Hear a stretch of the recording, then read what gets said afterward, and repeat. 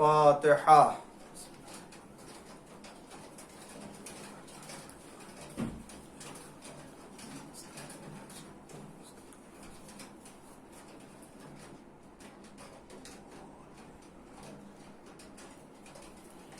اعوذ باللہ السمیع العلیم من الشیطان اللعین الرجیم، بسم اللہ الرحمن الرحیم، الحمد للہ المعروف من غیر رؤیت، والخالق من غیر منصبت، خلق الخلائق بقدرته واستعبد الأرباب بعزته، وسعد العظماء بجوده، والصلاة والسلام والتحية والإكرام على البشير النذير السراج المنير، حبیب الہ العالمین ابی القاسم محمد وعلى آلہ الطیبین الطاہرین المعصومین المظلومین المنتخبین المنتجبین الغر المیامین، الذين أذهب الله عنهم الرجس وطهرهم تطهيرا، لا سيما الإمام المبين بقية الله في الأرضين، الحجة الثاني عشر والمهدي المنتظر، عجل اللہ تعالی فرجہ الشریف، اللہم لعن اول ظالم ظلم حق محمد وآل محمد، وآخر تابع له على ذلك، اللہم لعن العصابة التي جاهدت الحسين وشايعت وبايعت وتابعت على قتله، اللهم لعنهم جميعا، أما بعد فقد قال الله الحكيم في قرآن الكريم وقوله الحق، بسم الله الرحمن الرحيم، فبشر عباد الذين يستمعون القول فيتبعون أحسنه، أولئك الذين هداهم الله وأولئك هم أولو الألباب۔ صلوات پڑھ دیجئے محمد وآل محمد۔ ناظرین کرام و سامعین محترم، عشر ماہ سفر کی یہ چھٹی مجلس ہے، اور اسلام اور آزادی بیان کے عنوان سے مجالس کے اپنے معروضات کو آپ کے اذہان عالیہ تک منتقل کرنے کی سعادت حاصل کر رہا ہوں، اور گزشتہ کی مجالس سے بھی یقیناً ایک حد تک آپ نے احساس کیا ہوگا کہ پروردگار عالم نے قرآن کریم میں غور کرنے، فکر کرنے اور تدبر کرنے کی دعوت دیتا ہے مسلمانوں کو، انسانوں کو، افلا یتدبرون یا افلا تعقلون، کیا وہ لوگ نہیں سمجھتے، کیا وہ لوگ غور فکر نہیں کرتے، یا وہ فکر نہیں کرتے، تدبر نہیں کرتے۔ قرآن کریم نے متعدد مقامات پر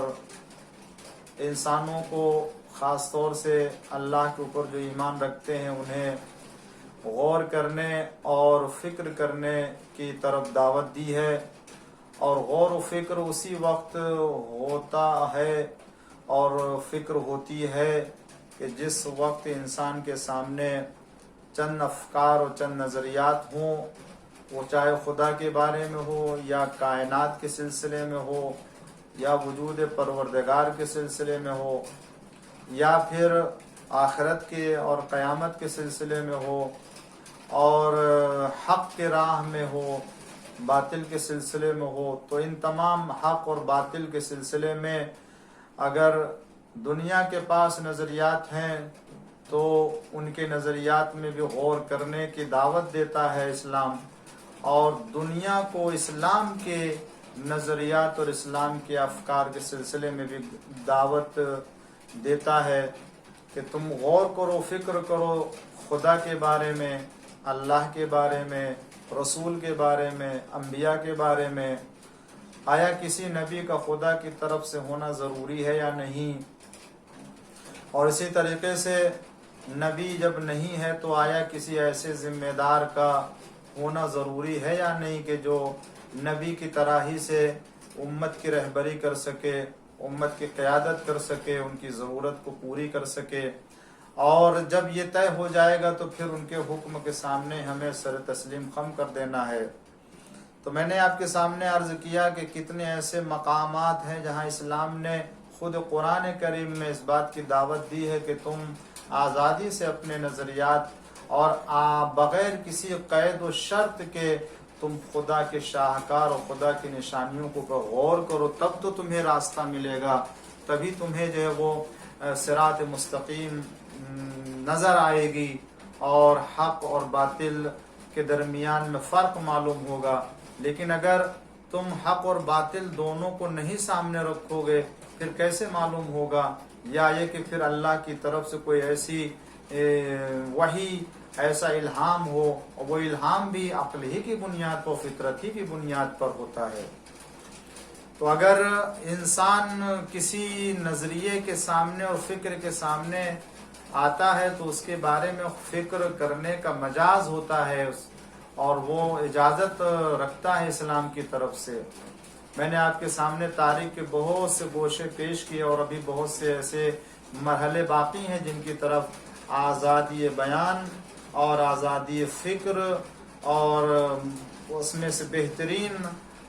رائے کے انتخاب کی اجازت دیتا ہے اسلام۔ لیکن کل کی مجلس میں میں نے آپ کے سامنے عرض کیا تھا کہ اسلام نے اگر آزادی دی ہے تو اس کے بھی حدود معین کیے ہیں، اس کی بھی حد معین کی ہے، وہ یہ کہ خدا و رسول، اللہ و رسول کے حکم کے خلاف کوئی فکر نہ ہو، اگر فکر ہو تو اللہ و رسول کے حکم کے دائرے میں ہونی چاہیے، اس لیے کہ اللہ تعالیٰ اور اس کے رسول سے بڑھ کر کے اور اس کی حجت سے بڑھ کر کے دنیا میں نہ کوئی صاحب عقل ہے اور نہ صاحب ہدایت ہے، اس لیے کہ وہی ہادی، وہی عقل کل ہے، عقل اول ہے، جن کو اللہ نے انسانوں کے ہدایت کے لیے بھیجا اور دنیا میں ہر فائدہ اور ہر نقصان کو بتانے کے لیے انسانوں کے لیے بھیجا، تاکہ یہ ان کی جا کر کے اچھائیوں کی طرف رہنمائی کرے اور برائیوں سے انہیں محفوظ رکھے۔ تو ہمیں حدود کے اندر رہ کر کے اپنے فکر پیش کرنے اور اپنے نظریے کو پیش کرنے کی اجازت دی ہے۔ اسی طریقے سے حق اور باطل کو ہم ملنے بھی نہ دیں، ورنہ اگر مل جائے تو پھر کہاں سے انسان جو ہے وہ حق کا تمیز پیدا کرے گا اور باطل کے درمیان امتیاز پیدا کرے گا۔ آج کی مجلس میں عزیزان گرامی، میں آپ کی خدمت میں ایک تاریخ کی مناسبت سے بات اسی تسلسل، اسی موضوع کو جوڑتے ہوئے عرض کرنا چاہوں گا، جو کہ آج شب ہے ولادت امام کاظم باب الحوائج موسیٰ بن جعفر علیہ الصلاۃ والسلام۔ اللہم صلی علی محمد وعلی محمد۔ امام علیہ السلام کا لقب کنیت میں سے جو باب الحوائج ہے، کاظم ہے، اور آپ کے کنیت میں حضرت ابو ابراہیم بھی ہے۔ آپ کی ولادت 7 صفر سن 128 ہجری کو مقام ابواء میں ہوئی، جو مکہ مکرمہ و مدینہ منورہ کے درمیان میں واقع ہے۔ اور اس سلسلے میں اس وقت آپ کا سن مبارک کہ جس وقت روایت میں وارد ہے کہ آپ کی وفات بھی جو ہے وہ سندی بن شاہی کے قید میں وفات ہوئی ہے، جس وقت آپ کی عمر مبارک 55 سال کی تھی۔ آپ کی والد گرامی ام ولد تھیں، جو کبھی حمیدہ بریریہ اور کبھی حمیدہ مصفات کے نام سے پکاری جاتی تھیں۔ مدت امامت امام علیہ السلام کی 35 سال ہے، اور جس وقت آپ نے منصب امامت سنبھالا تھا اس وقت کل عمر امام علیہ السلام کی 20 سال تھی۔ عہد امامت میں منصور ابو جعفر کا بقیہ حصہ خلافت کا، اس کے بعد جو اس کے بیٹے مہدی کے خلافت کے 10 سال، 1 ماہ پھر اس کے بیٹے ہادی موسیٰ بن محمد کے خلافت کا 1 سال، یعنی بادشاہت کہہ لیجئے، اور 1 سال 1 ماہ ہارون بن محمد ملقب بالرشید کی خلافت اور بادشاہت رہی ہے، جسے ہارون رشید کہتے ہیں، اور اسی کے دور خلافت میں 15 سال گزرے، اور اسی کے حکم سے سنید بن شاہد کے قید میں زہر سے شہید کر دیے گئے، اور آپ کی قبر مبارک اس وقت کاظمین میں، یعنی مقابر قریش، جو قریش کا قبرستان کہا جاتا بغداد کے قریب، اور یہ کاظمین آج نام سے مشہور ہے، امام علیہ السلام کو وہاں دفن کر دیا گیا ہے۔ یہ 7ویں امام موسیٰ کاظم علیہ السلام کا دور بہت ہی مشکلات کا دور رہا ہے۔ یوں تو کسی بھی امام اور کسی بھی معصوم امام کا دور خوشحالی کا دور نہیں رہا ہے، اور اگر آپ اس عنوان سے دیکھیں تو جو دور بھی رہا ہے اس میں کوئی معصوم امام اپنے وظیفے اور اپنے فرائض کو انجام دینے سے غافل نہیں رہا۔ بڑے شاگردوں کی آپ نے تربیت فرمائی، بڑے بڑے علماء سے آپ کے مناظرے ہوئے ہیں، اور بڑی بڑی جو ہے وہ نشستیں منعقد ہوئی ہیں آپ کے خاطر، اور بڑے بڑے سوالات کے جوابات بھی دیے ہیں۔ آپ کو خود بہت سے ایسے درباری تھے ہارون رشید کے جو آپ کو بدنام کر کے آپ کے اوپر الزام لگا کہ آپ کو قتل کروانا چاہتے تھے۔ یہ خاندان برمکی کے بہت سے ایسے افراد جو ان کے وزیر ہوا کرتے تھے، ہارون رشید کے وہ امام کاظم علیہ السلام سے دشمنی رکھتا تھا، اور بہت سے طریقے اختیار کیے تاکہ امام علیہ السلام کو قتل کروا سکے اور ان کے خلاف دشمنی جو ہے وہ ظاہر کر سکے۔ مگر بہرحال امام علیہ السلام کو تو پتہ تھا اور ہر چیز کا علم تھا، آپ اسی اعتبار سے آپ اپنے فرائض انجام دے رہے تھے، اور آپ ہی کے دور میں یہ نظریہ اور بہت سے ایسے افکار جو ہے وہ ظاہر ہوئے، اور خود آپ کی وفات کے بعد بھی، یہاں تک کہ جو آپ کے ہمراہ، جو آپ کے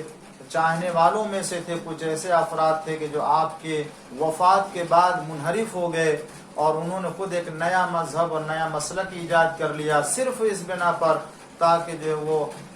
خواہش نفس کے اوپر عمل کر سکیں اور جو دولت دنیا ہے وہ جمع ہو سکے۔ یہ جتنے بھی تھے علی ابن ابی حمزہ بطائنی یا جو دیگر افراد اس طرح کے تھے، ان سب کو امام علیہ السلام نے تعلیم دی تھی، مگر لالچ دنیا میں آ کر کے انہوں نے برباد کر دیا اپنی دنیا بھی اور اپنی آخرت بھی۔ علی ابن ابی حمزہ بطائنی کے پاس جو سونے چاندی کے بہت سے سکے تھے، اور یہ واقفیوں کے سردار مانے جاتے تھے۔ واقفی فرقہ آپ کے وفات کے بعد وجود میں آیا ہے۔ یہ واقفی فرقہ وہ ہے کہ جو امام کاظم علیہ السلام پر آ کر کے ٹھہر جاتے ہیں، امام جعفر صادق علیہ السلام کو امام مانتے ہیں اور اس کے بعد امام کاظم علیہ السلام کو مانتے ہیں، مگر امام کاظم علیہ السلام کے بعد پھر یہ آگے نہیں بڑھتے ہیں۔ اس کی بھی ایک تاریخ ہے۔ دیکھیں واقعا دنیا کی محبت اور دنیا کی دولت کی محبت جب آ جاتی ہے تو انسان کو ایمان سے کس طرح سے منحرف کر دیتی ہے، کہ ان کے پاس امام علیہ السلام کی کچھ رقم تھی، جو کچھ شرعی رقم تھی، اور کچھ امام کی جو ہے وہ امانتیں بھی تھی کہ جو لوگوں کی طرف سے نذر اور تحفے کے عنوان سے ملتے، تو آپ آزادانہ طور سے اس زمانے میں اپنے شیعوں کے درمیان تقسیم نہیں کر سکتے تھے، نہیں کرتے تو کچھ اپنے خاص افراد کو یا شیعوں میں دے دیتے تھے، اس کو رکھتے تھے امانت کے طور سے، اور موقع بموقع اسے آپ خرچ کرتے تھے۔ تو بہت سے افراد ایسے تھے جن کے پاس آپ کی امانتیں تھیں، کسی کے پاس 80,000، کسی کے پاس 70,000، کسی کے پاس 30,000، لیکن یہ وہ افراد تھے کہ جب امام کاظم علیہ السلام کی شہادت ہوئی تو شہادت کے بعد ان سب نے ایک نظریہ قائم کیا، وہ یہ نظریہ قائم کیا کہ ہم امام کاظم علیہ السلام کی وفات کا انکار کر دیتے ہیں سرے سے، اور یہ نظریہ پیش کرتے ہیں کہ امام کاظم علیہ السلام کی وفات ہوئی نہیں ہے۔ جب امام کاظم علیہ السلام کی وفات نہیں ہوئی ہے تو امام کاظم علیہ السلام کے بعد ان کا کوئی وصی اور کوئی جانشین نہیں آئے گا، اور جب ان کا کوئی وصی اور ان کا کوئی جانشین نہیں ہوگا تو جتنی دولت ہے، جتنی بھی امانتیں، ان سب امانتوں کو اپنے پاس رکھیں گے اور اس کو جو ہے وہ ان تک منتقل نہیں کریں گے، اور جب مانگیں گے تو یہ کہہ سکیں گے کہ ان کی تو وفات ہی نہیں ہوئی، جب ان کی وفات نہیں ہوئی تو پھر آپ ہوتے کون ہیں مانگنے والے؟ اس طرح سے، اور یہ لوگ اس کا عقیدہ رکھتے تھے کہ یہی امام مہدی ہیں، یہی ظہور کریں گے۔ اس طرح کے بہت سے نظریات جو ہے وہ انہوں نے قائم کیے تھے، اور جبکہ امام کاظم علیہ السلام کی وفات اور شہادت اتنی مشہور تھی، اور جتنی مشہور آپ کے آباء و اجداد کی شہادت اور وفات مشہور اسی طریقے سے امام کاظم علیہ السلام کی، بلکہ امام کاظم علیہ السلام کی شہادت تو اتنی مشہور کہ کسی اور کے سلسلے میں، اسی لیے قید خانے میں جب آپ کی شہادت ہوئی تو خود ان لوگوں نے بغداد کے پل کے اوپر رکھ کر کے باقاعدہ اعلان کیا کہ یہ رافضیوں کے امام ہیں کہ جو اس عالم میں آؤ، تم ان کو لے کر کے جاؤ، یہ اعلان کیا، اور دیکھ لو آ کر کے کہ یہ وفات پا گئے، اور اپنی موت سے انہوں نے ظاہر کیا کہ اپنی موت سے اگرچہ شہادت ہوئی اور آپ کو زہر کے ذریعے سے شہید کیا گیا تھا، لیکن کہنے کا مطلب یہ کہ یہ اعلان کرنا، پورے بغداد پر رکھنا اور قید خانے میں شہادت ہونا، لوگوں کو بلا کے دکھانا، یہ سب اتنا عام اور اتنی شہرت تھی کہ کوئی یہ کہہ ہی نہیں سکتا تھا کہ امام کاظم علیہ السلام کی وفات نہیں ہوئی ہے۔ مگر یہ چند سکوں میں آ کر کے اور دولت دنیا کی لالچ میں آ کر کے انہوں نے یہ ایک نظریہ قائم کیا۔ اسلام نظریے کی اور نظریے کے پابندی یا فکر پیش کرنے کی اجازت دیتا ہے، سننے کی اجازت دیتا ہے، لیکن اس میں جو بہترین نظریہ اس کو انتخاب کرنے کا حکم دیتا ہے۔ میں نے عرض کی اسی لیے اسلام کی حدود میں رہتے ہوئے فکر پیش کرنے کی اجازت ہے۔ جب کسی طریقے سے کوئی دلیل نہیں قائم ہو سکتی ہے نظریے کے اوپر تو کہاں سے اجازت مل جائے گی ایسے نظریے کے قائم کرنے کی؟ جبکہ امام کاظم علیہ السلام کی شہادت ہو چکی ہے اور امام رضا علیہ السلام آپ کے وارث ہیں، اور آپ ان کے جانشین کو عنوان سے ان کی امانتوں کو طلب کر رہے ہیں اور شاہد پیش کر رہے ہیں، علم ہے امام کے پاس، مگر اس کے مقابل مگر کوئی نظریہ پیش کرتا ہے تو یہ نظریہ، یہی ایسے ہی نظریات ہیں کہ جو کسی دلیل اور کسی جو ہے وہ بنیاد کے اوپر نہیں ہوتے ہیں، جس کی اجازت اسلام نے نہیں دی ہے۔ یہ باطل کی بنیاد پر اور باطل کو حق سے ملا دینے کی بنیاد پر فکر کو رائج کرنے کا یہ طریقہ ہے، اور اسلام نے اور قرآن نے اس کو منع کیا ہے۔ تو بہرحال تو میں نے عرض کیا کہ بہت سے ایسے افراد تھے کہ جو امام کاظم علیہ السلام کی زندگی میں تھے،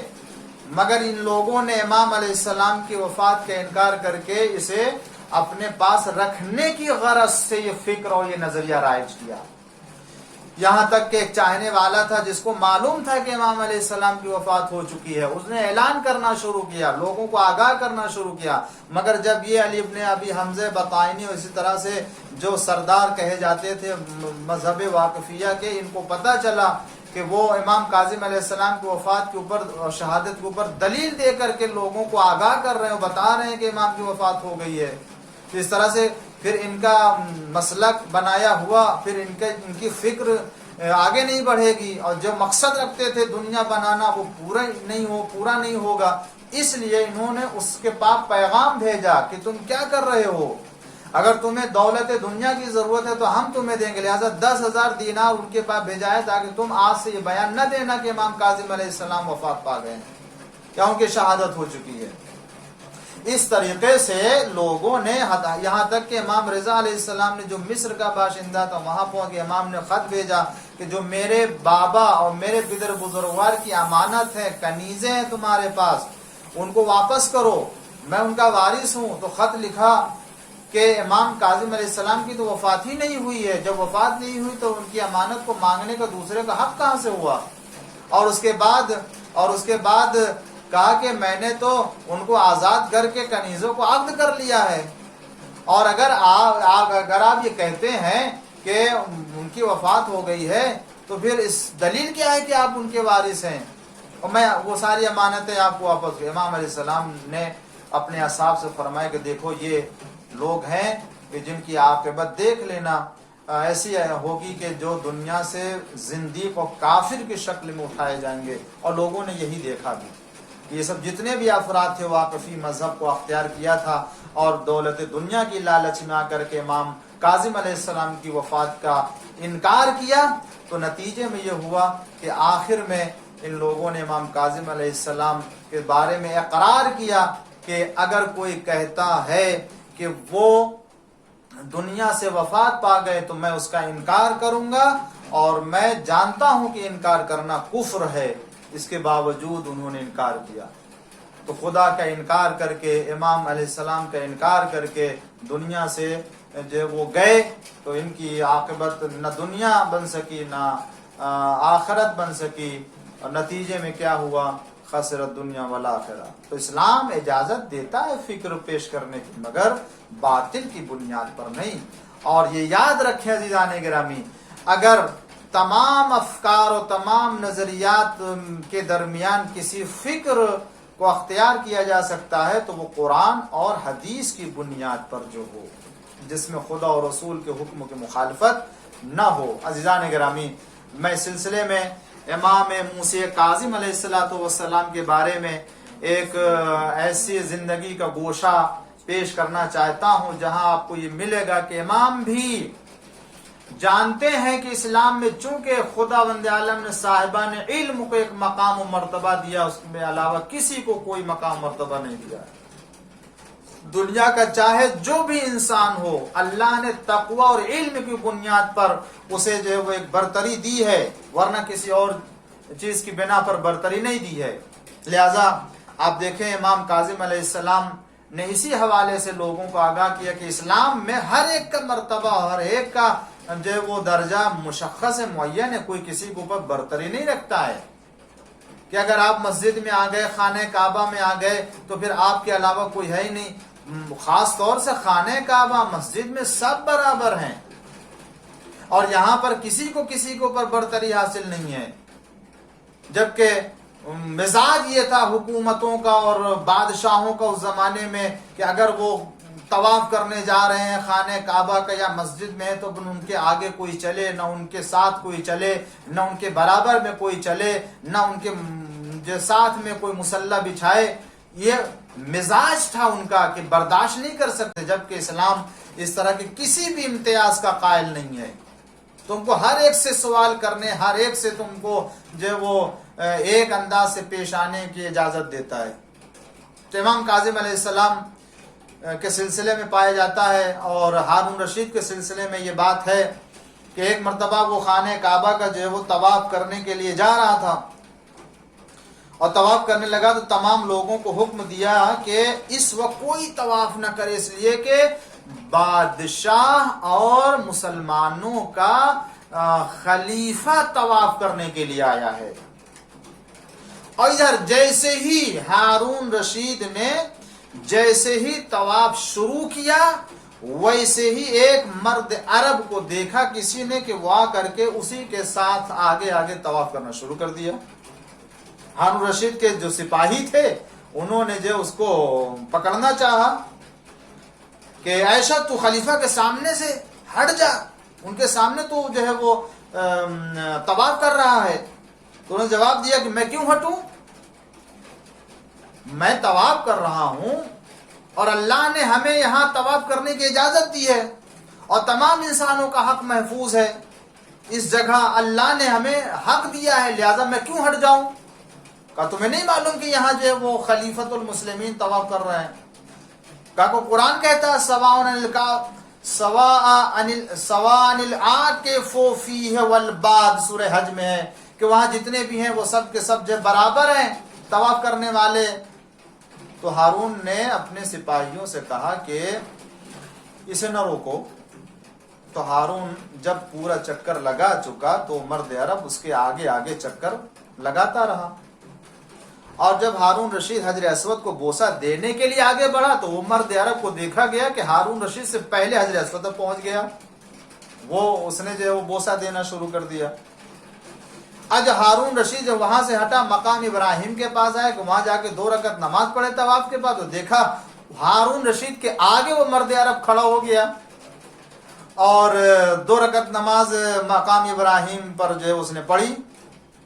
اب جب وہ پڑھنے لگا ہارون رشید نماز سے فارغ ہوا تو اس حکم دیا کہ اس مرد عرب کو بلاؤ تو ذرا میں اس سے بات کروں. وہ بلایا کہ وہ آئے اس کے سامنے، بلایا کہ چلو تم کو جو ہے وہ ہارون رشید طلب کر رہے ہیں خلیفۃ المسلمین. تو مرد عرب نے کہا کہ مجھے تو ان سے کوئی ضرورت نہیں ہے، میں اٹھ کر ان کے پاس، اگر اس کو ضرورت ہے تو وہ میرے پاس آئے، میں کیوں اس کے پاس جاؤں. تو جب ہارون رشید سے کہا تو کہا ہاں وہ تو ٹھیک کہہ رہا ہے. تو خود اٹھ کر ہارون رشید جو ہے وہ امام یعنی اس مرد عرب کے پاس آ گیا اور سلام کیا، اور اس مرد عرب نے بھی سلام کا جواب دیا. تو ہارون نے کہا ہے مرد عرب بیٹھ جاؤ یہاں. تو اس مرد عرب نے کہا کہ آپ کون ہوتے ہیں اجازت دینے والے بیٹھنے کے لیے؟ اس لیے کہ یہ خدا کا گھر ہے، خانہ کعبہ، یہاں تو اللہ کے مہمان ہیں. یہاں سب جس کا دل چاہے بیٹھے، جس کا دل چاہے. اگر تمہارا دل چاہتا ہے بیٹھنے کے لیے بیٹھو، نہیں دل چاہتا تو چلے جاؤ یہاں سے. تم مجھے بیٹھنے کا حکم دینے والے کون ہوتے ہو؟ یہ سن کر ہارون بیٹھ گئے چپے سے بیٹھے. اس کے سمجھ میں آ گئے کوئی معمولی انسان نہیں ہے. لگا واہ تجھ پر، تو یہی دیکھیں مزاج دیکھیں اسلام میں جو لوگوں نے قائم کر لیا جبکہ اسلام کا مزاج نہیں ہے. کہتے کہ واہ تجھ پر، تو بادشاہ سے اس طرح سے کلام کر رہا ہے اور حاکم سے اس طرح سے تو جو ہے وہ خطاب کر رہا ہے. مرد عرب سے مخاطب ہو کر کے کہتا ہے. تو امام علیہ السلام نے جواب دیا کہ اگر بادشاہوں کے پاس مال و دولت ہے تو میرے پاس علم ہے. ہارون نے کہا اچھا اگر علم ہے تو پھر میں تجھ سے سوالات کرتا ہوں، اگر تم اس کے جواب دو گے تو ٹھیک ہوگا، جواب نہیں دو گے تو پھر تمہیں سزا ملے گی. تو اس مرد عرب نے کہا پہلے یہ بتاؤ کہ تم سوال کرو کس حیثیت سے، سیکھنے کے لیے کرو گے یا مجھے پریشان کرنے کے لیے؟ کہا نہیں میں سیکھنے کے لیے، میں پریشان کرنے کے لیے نہیں ہوں. اس نے کہا نہیں، اگر ایک متعلم اور سیکھنے کی حیثیت سے تم مجھ سے سوال کرو گے تو میں تم کو جواب دوں گا. ایسا ہے تو بیٹھ جاؤ، اور ایسے بیٹھو جس طریقے سے سیکھنے والا بیٹھتا ہے. یعنی اس مرد عرب نے کہا تم سیکھنے والے کی حیثیت سے مجھ سے سوال کر رہے ہو تو پھر ایسے بیٹھو جیسے سیکھنے والا بیٹھتا ہے، اور اس کے سامنے بیٹھو کہ جس کے سامنے سیکھا جاتا ہے، اس طرح سے بیٹھو. ہارون نے کہا اچھا ٹھیک ہے بتاؤ، میں بیٹھ جاتا ہوں. اور ہارون نے پوچھا کہ بتاؤ فرائض کتنے ہیں اور ہیں کیا وہ فرائض؟ تو امام علیہ السلام نے فرائض کو بیان کیا کہ اللہ تیرا بھلا کرے، فرض 1 ہے، 5 ہیں، 17 ہیں، 24 ہیں، 94 94 ہیں، 17 ہیں، 153 ہیں، پھر 12 ہے، پھر 40 ہیں، پھر 200 ہیں، پھر 5 ہیں، اور ساری عمر میں 1 اور 1 کے بدلے 1. تو ہارون پریشان ہو گیا، میں پوچھ رہا ہوں فرض کیا ہے، تم گنتی گنا رہے ہو؟ تو امام نے فرمایا کہ دین سراپا حساب و کتاب کا نام ہے، میں گنتی نہیں گن رہا ہوں، میں فرائض بتا رہا ہوں. اگر دین حساب کا نام نہ ہوتا تو اللہ کبھی اپنی مخلوقات سے حساب نہ کرتا. پھر اس نے جو وہ آیت کی جو ہے وہ تلاوت کی، یعنی اس مرد عرب نے وَإِنْ كَانَ مِثْقَالَ حَبَّةٍ مِّنْ خَرْدَلٍ أَتَيْنَاهَا وَكَفَىٰ بِنَا حَاسِبِينَ، اسی حساب کی طرف اشارہ کیا سورہ انبیاء میں۔ تو ہارون کا اچھا تم نے جو کہا اس کی وضاحت کرو کہ 1 ہے، 5 ہے، 92 ہے، 153 ہے، اور 17 ہے، اور 1 ہے، اور زندگی میں 1 ہے، اور 1 کے بدلے 1 ہے، یہ کیا کون سا معمہ ہے جو آپ بتا رہے ہیں؟ یہ کوئی فرض ہے یا یہ کہ گنتی آپ بتا رہے ہیں؟ اگر اس کی وضاحت کرتے ہو تو ٹھیک ہو، اگر وضاحت نہیں کرو گے، نہیں بتاؤ گے اس کا مراد کیا ہے، تو میں صفا و مروہ کے درمیان میں آپ کو حکم دیں گا کہ آپ کو قتل کر دیا جائے۔ تو بغل میں اس کا ایک سپاہی کھڑا ہوا تھا ہارون رشید کا، تو اس نے سوچا کہ شاید یہ مرد عرب ہے، اس کو قتل کر دیا جائے خامخواہ۔ تو ہارون رشید نے کہا کہ جانے دیجئے، یہاں خانہ کعبہ کی حرمت اور خانہ کعبہ کا احترام برقرار رکھیے، اور اس کو تو جب اس مرد عرب نے سنا تو مسکرایا اور ہنسنے لگا وہ۔ تو ان دونوں نے پوچھا کہ ہنستے کیوں ہو؟ میں تو ایک ایسا مشورہ دے رہا ہوں جس کی بنا پر تمہاری جان بچ جائے، اور آپ اس مشورے پہ ہنس رہے ہیں۔ تو اس مرد عرب نے کہا میں تم دونوں کی جہالت پر ہنس رہا ہوں۔ کہ جہالت کیسے؟ کہا اس لیے کہ جو قتل کرنے کا حکم دے رہا ہے اس کو یہی نہیں معلوم کہ میں اس کو قتل کر سکوں گا یا نہیں کر سکوں گا، اور جو بچانے کی سفارش کر رہا ہے اس کو بھی یہ پتا نہیں ہے کہ آیا میری موت کا وقت ہے یا نہیں ہے۔ تو میں دونوں کی جہالت کے اوپر ہنس رہا ہوں۔ تو میں نے کہا اچھا جو آپ نے کہا وہ بتائیے کیا اس کا مطلب ہے؟ کہا چھوڑیے سب، جانے دیجئے۔ مرد عرب نے کہا سنو میرا قول جو میں نے کہا ہے۔ اس مرد عرب نے کہا کہ میں نے جو کہا کہ فرض 1 ہے، تو اس کا مطلب یہ کہ دین اسلام ایک دین ہے، ایک اسلام ہے۔ ان الدین عند اللہ الاسلام، اللہ کے نزدیک اگر کوئی دین ہے تو ایک۔ اور اس کے بعد میں نے جو 5 کہا وہ 5 وقت کی نماز ہے، کہ نماز صبح، ظہر، عصر، مغرب، عشاء، 5 جو میں نے کہا اس سے مراد فرض ہے، 5 فرض جو واجب ہے۔ اور جو میں نے 17 کا وہ نمازوں کی 17 رکعتیں ہیں جو 5 وقت کی ملا کر کے ہوتی ہیں۔ اور جو میں نے 34 کہا تو یہ ان کے اندر 34 سجدے پائے جاتے ہیں، نمازوں میں 34 سجدے پائے جاتے ہیں۔ اور جو میں نے 94 کا، یہ ان نمازوں کے اندر 94 تکبیریں پائی جاتی ہیں جو اللہ اکبر کہا جاتا ہے، یہ اللہ اکبر ہے جو اس کے اندر ہے۔ اور 153 جو میں نے کہا یہ اس کے اندر 153 تسبیحات ہیں، تسبیحیں پڑھی جاتی ہیں کل ملا کے جو 153 ہیں۔ اور پھر میرا یہ کہنا کہ 12 میں سے 1، تو 12 مہینوں میں سے 1 مہینہ ہے کہ جس میں روزہ رکھنا واجب ہے۔ اور میرا یہ کہنا کہ 40 میں سے 1، تو جس کے پاس 40 دینار ہے تو اللہ نے اس پر فرض کیا کہ 1 دینار زکوٰۃ دے دے۔ اور میرا یہ کہنا کہ 200 میں سے 5 ہے، تو جس کے پاس 200 درہم ہے اس پر واجب ہے کہ 5 درہم زکوٰۃ دے۔ اور میرا یہ کہنا کہ عمر بھر میں 1 ہے تو وہ ساری عمر میں 1 مرتبہ حج واجب ہوتا ہے۔ اور میں نے کہا کہ 1 کے بدلے 1 ہے، تو اس کا مطلب ہے کہ اگر کوئی کسی کو قتل کر دے تو اس کے بدلے میں 1 ہی کو قتل کیا جائے گا۔ امام نے فرائض کے بیان میں نہ جانے کتنی حکمتوں کو، نہ جانے کتنے احکام کو بیان کر دیا، اور بتا دیا کہ دیکھو جو اللہ کی طرف سے علم لے کر کے آتا ہے نہ اسے سکھایا جا سکتا ہے، نہ ہی اس کو کسی سوال میں شکست دی جا سکتی ہے۔ ایک سوال کیا تھا کہ کچھ فرض بتاؤ، امام نے سارے فرائض بتا کر کے احکام کی تعلیمات بھی دے دی، سارے فرائض بھی بیان کر دیے، اور بتا دیے کہ عالم آل محمد کی یہ خصوصیت ہوتی ہے۔ ایک صلوات پڑھ دیجئے محمد و آل محمد پر۔ اللہم صلی علی محمد و آل محمد۔ بہرحال تو یہ مرد عرب کے عنوان سے اس کو تو معلوم نہیں تھا یہ کون ہے، لیکن بعد میں جو ہے وہ جب معلوم ہوا کہ تحقیق کیجئے وہ جانے لگے تو پوچھا کہ یہ کون، تو پتہ چلا کہ یہ کوئی اور نہیں ہے بلکہ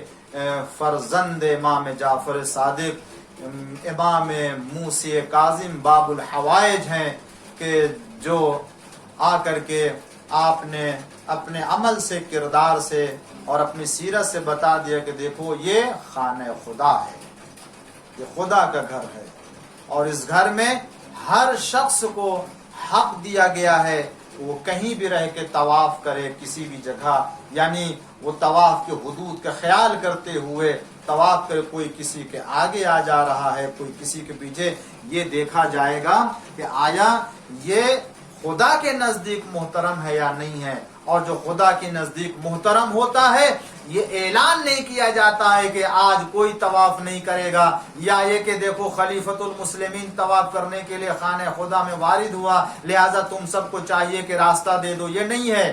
جو واقعی صاحب علم شرف ہوتا ہے اس کا روب خود لوگوں کے دلوں کے اوپر اتنا ہوتا ہے کہ وہ راستہ دے دیتے ہیں طواف کرنے کے لیے، حجر اسود پر جانے کے لیے، جیسا کہ امام سجاد علیہ السلام کے لیے ہوا تھا کہ جب اس کے پہلے خلیفہ طواف کرنا اتنا ازدحام تھا کہ وہ چل نہیں سکتا تھا، لیکن اسی کے درمیان جب امام کی سواری آتی ہے تو اتنی راحت سے، آرام سے آپ طواف کرتے ہیں اور حجر اسود تک پہنچ جاتے ہیں کہ کسی طرح کی کوئی مزاحمت نہیں ہوتی۔ انہیں نہیں معلوم ہے یہ دنیا والے ہیں کہ جو اپنے قدرت اور اقتدار کی بنا پر راستہ بنانا چاہتے ہیں، یہ وہ ہیں کہ جن کو خانہ کعبہ پہچانتا ہے، حجر اسود پہچانتا ہے، یہ خود ان کو اپنی طرف آنے کے لیے راستہ دے دیتا ہے، تو لوگوں کی کیا بات ہے۔ ایک صلوات پڑھ دیجئے محمد وآل محمد۔ اللہم صلی علی محمد وآل محمد۔ مگر امام نے اپنے اس عمل سے بتا دے کہ دیکھو اسلام میں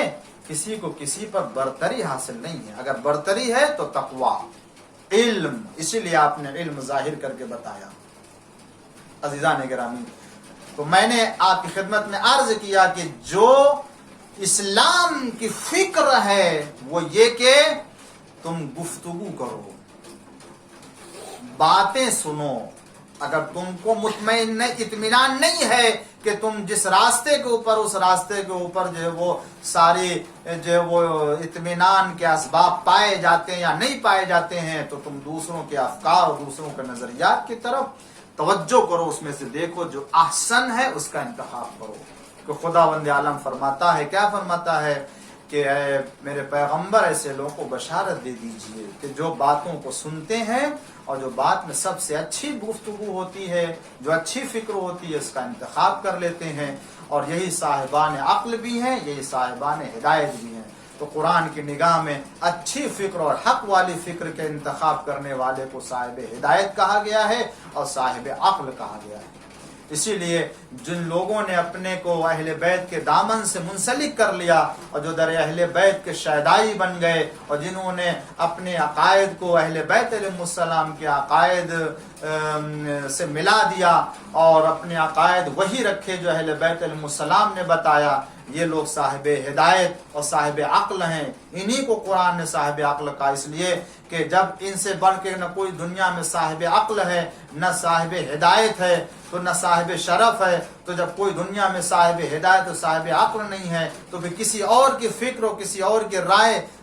حقیقت سے قریب بھی نہیں ہو سکتی ہے۔ لہذا اہل بیت علیہ السلام کی فکر جہاں ہوگی وہاں حق ہے، اور جہاں ان کی فکر اور ان کا عقیدہ، ان کی رائے نہیں ہوگی وہ باطل ہے، اس لیے کہ اہل بیت ہی حق ہیں۔ رسول نے فرمایا ہے کیا کہ حق علی کے ساتھ ہے، علی حق کے ساتھ ہیں، اور دعا فرمائی کہ پروردگار حق کو ادھر موڑ دے جدھر علی مڑے، یعنی جدھر علی جائیں ادھر حق، تو جدھر علی اور اولاد علی ہوں گے ادھر صحیح فکر پائی جا رہی ہوگی۔ گویا یہ کہنا کہ مختلف فکروں اور مختلف اور متضاد باتوں کو سنو، اس میں جو احسن بات ہے اسے قبول کر لو، اس کا مطلب خدا یہ کہنا چاہتا ہے کہ دنیا کی متعدد فکروں میں سے اہل بیت کی فکر کا انتخاب کرو، اس لیے کہ ان کی فکر سے پڑھ کر کے کسی کی فکر بہتر نہیں ہو سکتی۔ ایک صلوات پڑھ دیجئے محمد وآل محمد۔ اللہم صلی علی محمد وآل امام حسین علیہ السلام اسی لیے یہ میدان کربلا میں آئے اعلان کرتے ہوئے کہ دیکھو جو میری فکر ہے وہ قرآن کی فکر ہے، وہ رسول کی فکر ہے، وہ خدا کی فکر ہے، یہی اسی فکر کی طرف لوگوں کو توجہ دی گئی ہے، لوگوں کو دعوت دی گئی ہے کہ فکر اہل بیت علیہ السلام اختیار کرو اور غور کرو، تمہیں تدبر کرنا چاہیے. سوچو آخر رسول کا نواسا اس میدان میں اکیلا کیوں آیا ہے. غور کرو. آج بھی مسلمانوں کے لیے یہ فکر کا راستہ اور اس فکر کی طرف دعوت دی جا رہی ہے کہ آخر جس نواسے کو پیغمبر اسلام پیار کرتے تھے، جس نواسے کو اپنے شانے کو اوپر سوار کرتے تھے، جس نواسے کو آپ اپنے پشت کے اوپر سوار کرتے تھے، جو نواسا جو حسین آپ کے حالت نماز میں پشت کے اوپر آ جاتے ہیں اور جب تک رسول جو ہے اس وقت تک اپنے سر کو سجدے سے نہیں اٹھاتے ہیں، جب تک حسین پشت سے اتر نہیں آتے ہیں. سوچو، غور کرو مسلمانوں کہ جو حسین کی خاطر ممبر سے پیغمبر اتر آتا ہے اور اسے اٹھا کے اپنی آغوش میں ممبر پہ لے کر کے جاتا ہے، اور جانے کے بعد پیغمبر اس حسین کے بارے میں تعارف پیش کرتے ہیں. غور کرو، وہی حسین، وہی نواسے پیغمبر جب کربلا کے میدان میں آ کر کے آواز بلند کرتا ہے، حل من ناصر حل من مغیث حل من ضاب یذب عن حرم رسول اللہ. ہے کوئی جو حرم رسول اللہ کا دفاع کرے، ہے کوئی جو حرم رسول اللہ کا دفاع کرے، ہے کوئی جو مددگار ہو جو مدد کرے، ہے کوئی جو فریاد سننے والا میری بات کو سنے اور سن کر کے خدا سے اجر و ثواب کا مستحق قرار پائے اور خدا کا تقرب حاصل کر لے. اے عزادارو، آج مسلمانوں کو غور کرنا چاہیے کہ کیا نواسے پیغمبر دنیا میں اکیلا میدان کربلا میں تنہا ہو کر کے کسی ایسے فکر کی طرف دعوت دے گا جو اسلامی فکر نہ ہو، جو دینی فکر نہ ہو، جو عقلی فکر نہ ہو؟ نہیں عزیزان گرامی، آج حسین کربلا میں اپنے اسی فکر کے ذریعے سے نانا کے دین کی طرف دعوت دے رہے ہیں، نانا کے پیغام کی طرف دعوت دے رہے ہیں، خدا کے دین کی طرف دعوت دے رہے ہیں، اور یہ بتا رہے ہیں کہ دیکھو اے لوگو، میری شہادت کے بعد میری شہادت سے متعلق ہی بہت سی فکریں آئیں گی، بہت سے نظریات آئیں گے، مگر دیکھو تمہیں ان تمام نظریات میں میری فکر کی پیروی کرنا چاہیے کہ میں رسول کا نواسا ہوں، میں آیا ہوں شہادت دینے کے لیے، خدا کے دین کو بچانے کے لیے. اور یہی ہوا آزادارو، یہی ہوا. حسین نے اپنے اصحاب و انصار کی قربانی پیش کر دی، حسین نے اپنے بیٹوں کی قربانی پیش کر دی، حسین نے اپنی بہن کی چادر کو بھی اسلام کے خاطر نثار کر دیا. اے عزادارو، حسین کے پاس اب کچھ نہیں ہے، یکو تنہا ہے، آئے میدان میں جہاد کیا اور آخری جہاد کیا. حسین گھوڑے سے نیچے آئے، آنے کے بعد شمر نے آگے بڑھ کر کے ارے وہ بے ادبی کی کہ اللہ اکبر، دل کانپ جاتا ہے. پسے گردن سے کند خنجر سے حسین کو ذبح کرنا شروع کیا. بہن زینب ارے بلندی پر کھڑے ہو کر کے دیکھ رہی ہے، اے پسر سا میرا ماجایا ذبح ہو رہا ہے اور تو کھڑا دیکھ رہا ہے. لیجیے آواز محسوس کی کوئی کہہ رہا ہے اللہ قتل الحسین بکربلا. تھوڑی دیر کے بعد خیموں میں آگ لگا دی گئی، بچے یتیم ہو گئے، ان کو اسیر کر لیا گیا، کوفہ اور شام کی گلیوں میں پھرایا گیا. اہل حرم کو ارے یہ لٹا ہوا قافلہ شام کے بازاروں میں جس انداز سے یہ پھرایا گیا، اسی کو تو یاد کر کے سید سجاد روتے تھے. اے عزادارو، جب پوچھنے والے نے پوچھا تو سید سجاد نے فرمایا جتنی مصیبت شام میں مجھ پر پڑی ہے کہیں نہیں پڑی. اے عزادارو، بس ایک اور مصیبت ذکر کروں گا اور اس کے بعد مجلس کو تمام. اس کے پہلے مسائل میں نے شاید 2 مصیبتیں بیان کرتی تھی کہ جس میں سید سجاد نے کہا تھا 7 مصیبتیں ایسی کرب شام میں میرے اوپر گزری کہ جو کہیں نہیں پڑی ہے. اس کے بعد تیسری مصیبت کا ذکر کیا جب مجھے اسیر کر کے گرفتار کر کے جب ہمیں شام میں وارد کیا گیا. اور کیسے عزادار ہو، آپ فرماتے ہیں کہ حالانکہ مجھے شہر کے باہر ٹھہرایا گیا تھا اور دربار یزید سے اجازت لینے کے لیے مجھے ٹھہرا دیا گیا، جبکہ ہر خارجی، ہر یہودی اور ہر عیسائی دربار یزید میں جا رہے تھے، آ رہے تھے، مجھے وارد کرنے کے لیے اجازت طلب کی گئی ہے، اور صبح کے وقت ہمیں شہر میں داخل کیا گیا ہے، اور مغرب کے وقت مجھے دربار یزید میں موقع ملا۔ یہ وقت کہاں گزرا؟ امام سجاد فرماتے ہیں مجھے جب شہر میں داخل کیا گیا تو شہر کے تمام محلوں سے ہمیں گزارا جا رہا تھا، اور ہر جگہ سے ہمیں پھرایا جا رہا تھا تاکہ دیکھ لے کہ یہ وہ خارجی ہیں کہ جنہوں نے یزید کے اوپر خروج کیا تھا، اور کہا جا رہا تھا ان کی اسلام میں کوئی عزت نہیں ہے، یہ خارجی ہیں۔ ارے عزیزو، سید سجاد فرماتے ہیں دوسری مصیبت میرے اوپر وہ تھی کہ شام کے گھروں کے چھتوں کے اوپر لوگ کھڑے ہو کے تماشا دیکھ رہے تھے، اور ان لوگوں کے ہاتھوں میں کسی کے گرم پانی ہے اور کسی کے ہاتھ میں آگ ہے، وہ آگ ہمارے اوپر پھینک رہے ہیں، گرم پانی بھی پھینک رہے ہیں، اور ایک آگ میرے سر پہ آگے گری تو امامہ جلا، میرے دونوں ہاتھ بندھے ہوئے تھے، میں کیسے اس آگ کو سر سے اتارتا جس کی بنا پر میرا سر زخمی ہو گیا، جبکہ میرے ہمراہ میری بہنیں تھی اور میری پھوپھیاں بھی اسیر تھی۔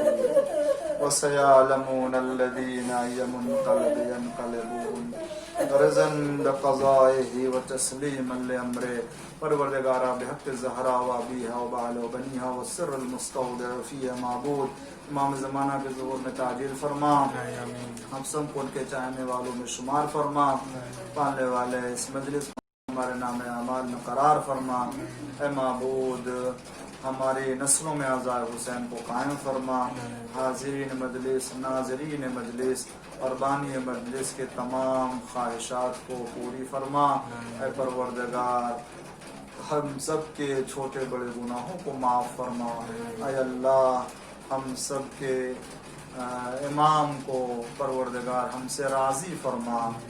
اور اے اللہ جب امام کو ظہور ہو تو ہم سب کو امام کے لشکر میں شمار فرما، روز قیامت محمد آل محمد کے شفاعت سے سرفراز فرما،